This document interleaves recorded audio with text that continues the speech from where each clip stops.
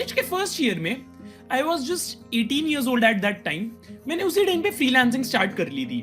मेरे first client से for my first freelancing project मुझे 500 रुपए मिले थे. अब सुनने में शायद ये इतना बड़ा अमाउंट ना लगे, बट विद इन 6 months ये अमाउंट 500 से 5000 बन गया एंड देन इवेंचुअली 50,000 बन गया. यस, मैं 18-19 साल की उम्र में सिर्फ फ्रीलांसिंग से ही 50-60 हजार रुपए महीना तो कमा रहा था. और ये हुआ 0 फॉलोअर्स के साथ, 0 पोर्टफोलियो के साथ, 0 एक्सपीरियंस के साथ एंड 0 कनेक्शंस के साथ. आज की वीडियो में मैं आपको कोई हैक नहीं बताऊंगा.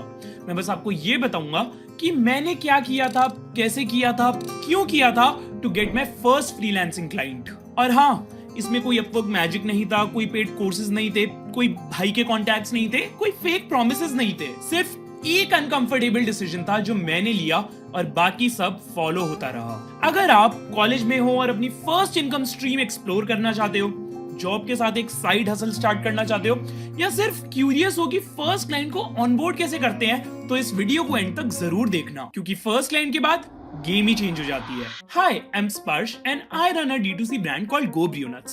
आज मैं एक स्टार्टअप चला रहा हूँ, कंटेंट क्रिएट कर रहा हूँ, यूट्यूब चैनल मैनेज कर रहा हूँ एंड इन सब के लिए मेरा प्राइमरी लर्निंग सोर्स कॉलेज के टाइम पे फ्रीलांसिंग थी. Design, editing, social media, communication, finances, decision making, mostly जितना भी सीखा सब फ्रीलांसिंग से सीखा था. और हर किसी की तरह मेरे लिए भी सबसे कंफ्यूजिंग पार्ट यही था कि फर्स्ट क्लाइंट कहां से मिलेगा. इस वीडियो में मैं इसी क्वेश्चन का आंसर दूंगा अपना एक्सपीरियंस शेयर करते हुए.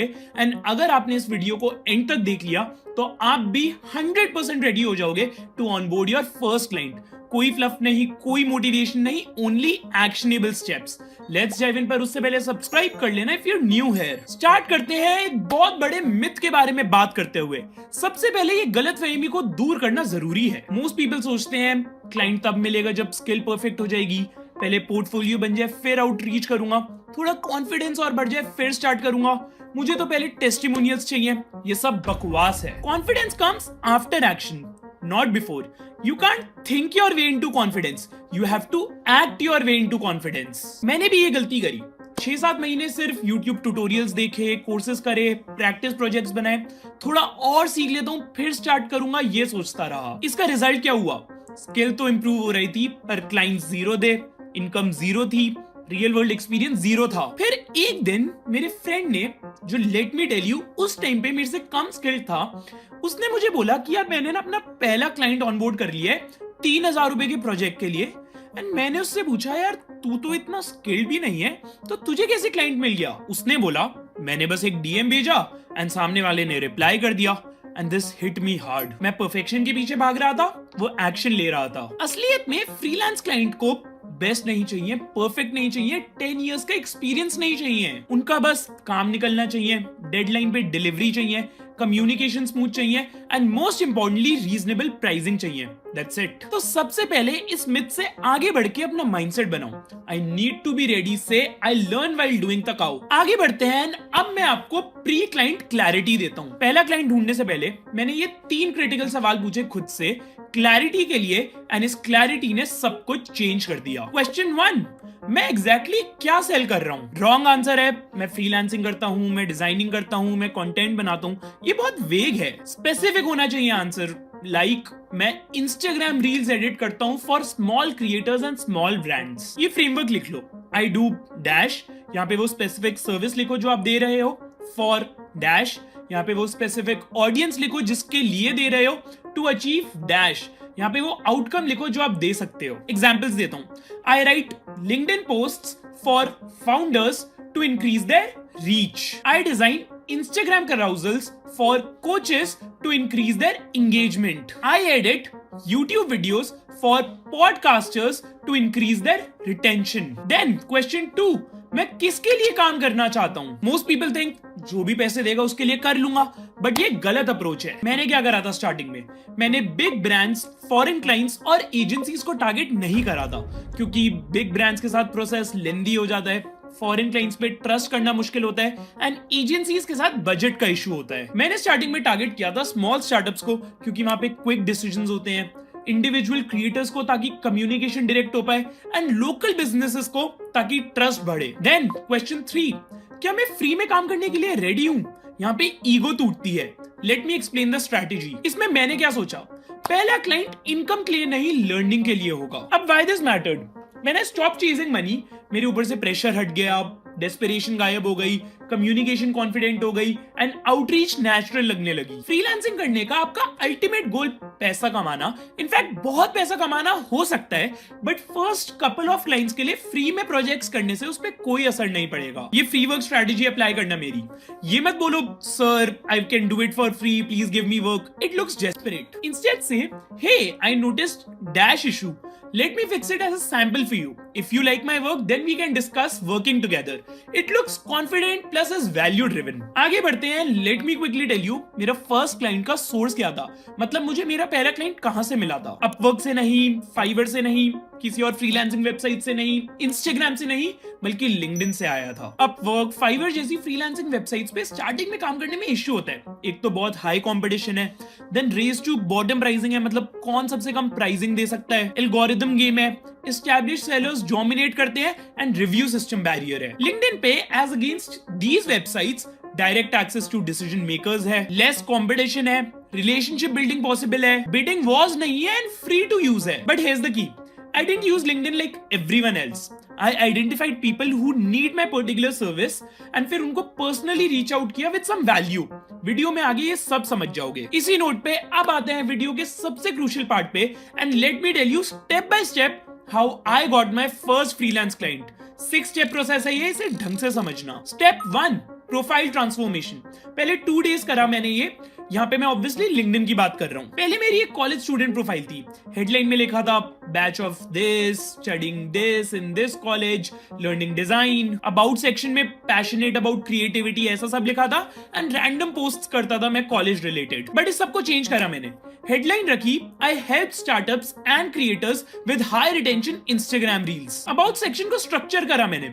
Line 1 what I do, line 2 who I help, line 3 what I can deliver and line 4 how to work with me. Difference क्या है दोनों में?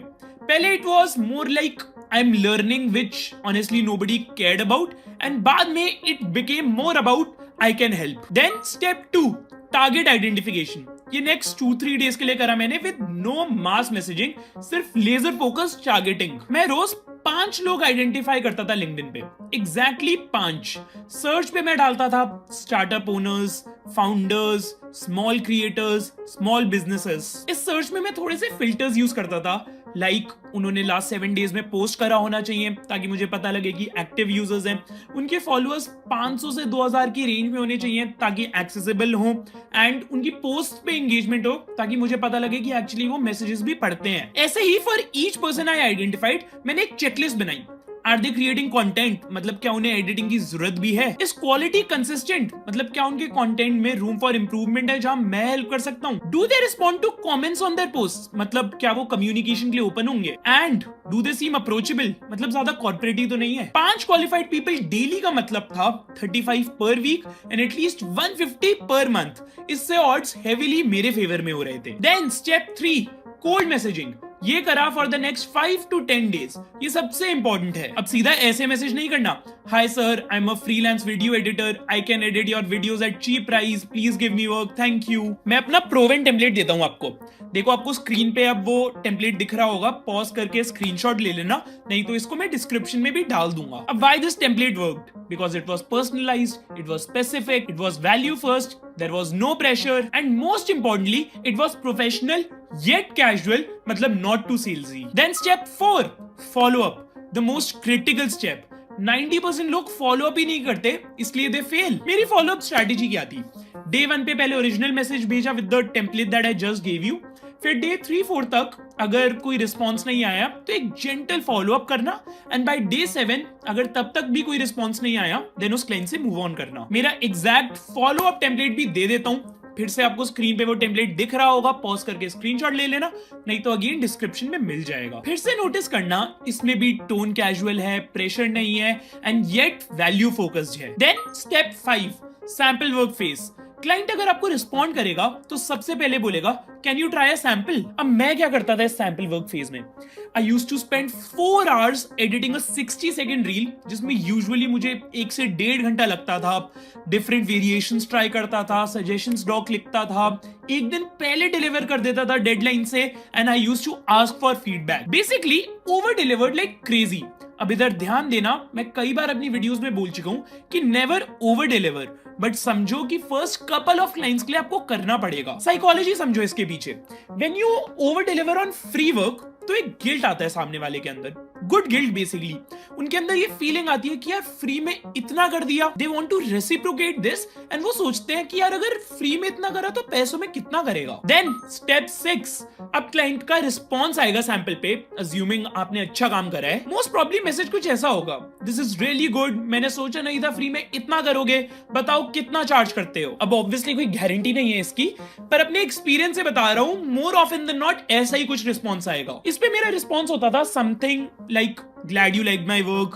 I charge 1,000 rupees per reel of up to 60 seconds on a regular basis. But since you're my first freelancing client and you're helping me build my portfolio, I can make a package of 7 reels for 5,000 rupees to help you save 2,000 rupees. इसमें भी there are very high chances of closing the client. So this was how I got my first freelancing client. इसे obviously अभी मैंने simplify करके 6 steps में समझा दिया, but जब मैं कर रहा था तो इतना smooth नहीं था। Initially बहुत hit and try करना पड़ा मुझे, but जब मैं गलती कर करके सीख गया तो मैंने ये एक प्रोसेस क्रिएट कर दिया जो मैं अभी आपको बता रहा हूं। अब वीडियो एंड करने से पहले एक रियलिटी चेक और दे देता हूं। Let me B brutally honest, freelancing क्या है? Extra income source, yes. Skill building platform, yes. Real world experience, yes. Business learning, yes. Network building, yes. But ये भी समझो कि फ्रीलांसिंग क्या नहीं है। It is not a get rich quick scheme. ये कोई पैसिव इनकम सोर्स नहीं है। फ्रीलांसिंग में इजी मनी नहीं है, एंड गारंटीड सक्सेस तो बिल्कुल नहीं है। सक्सेस रेट रियलिटी भी सुन लो फ्रीलांसिंग की। Out of 100 people who start freelancing, 70 people give up in the first month because of no response. 20 people get 1 or 2 clients, but then they also stop. Only 8 people build it as a side income, and only 2 people build it as a business. So if you want to freelance, don't do it for quick money or avoiding hard work. Do it for real world learning, building confidence, understanding client psychology, extra income while learning. अगर आप wait कर रहे हो कि confidence आ जाए, perfect हो जाऊं, skills और इंप्रूव कर लूं, तो ट्रस्ट में आप वेट ही करते रह जाओगे। फ्रीलांसिंग का गेट सिर्फ एक चीज से खुलता है, इनिशिएटिव। बाकी सब आप धीरे धीरे सीख जाओगे। कम्युनिकेशन फर्स्ट क्लाइंट से सीखते हो, प्राइसिंग फर्स्ट नेगोशिएशन से, बाउंड्रीज फर्स्ट स्कोप क्रीप से, एंड कॉन्फिडेंस फर्स्ट पेमेंट से। बट इनिशिएटिव ही एक लौती ऐसी चीज है जो सिर्फ आप ले सकते हो। अब आप नोटिस करोगे इस वीडियो में मैंने स्किल डेवलपमेंट या फिर पोर्टफोलियो डेवलपमेंट की बात नहीं करी। स्किल ऑब्वियसली एक प्री रिक्विजिट है। अगर आपके पास स्किल है तो इस वीडियो की मदद से आप अपना फर्स्ट क्लाइंट ढूंढ सकते हो। एंड रही बात पोर्टफोलियो की, तो जैसे मैंने बताया, क्लाइंट्स जैसे जैसे मिलेंगे पोर्टफोलियोज अपने आप बन जाएगा। अभी आपके लिए इंपॉर्टेंट है किसी भी चीज पे ओवरथिंक नहीं करना एंड इनिशिएटिव लेना। कुछ छूट गया हो या और कुछ जानना हो तो कमेंट्स में बता देना। दिस इज स्पर्श Goyal, not perfect, just honest. Thank you for your time and I will see you around.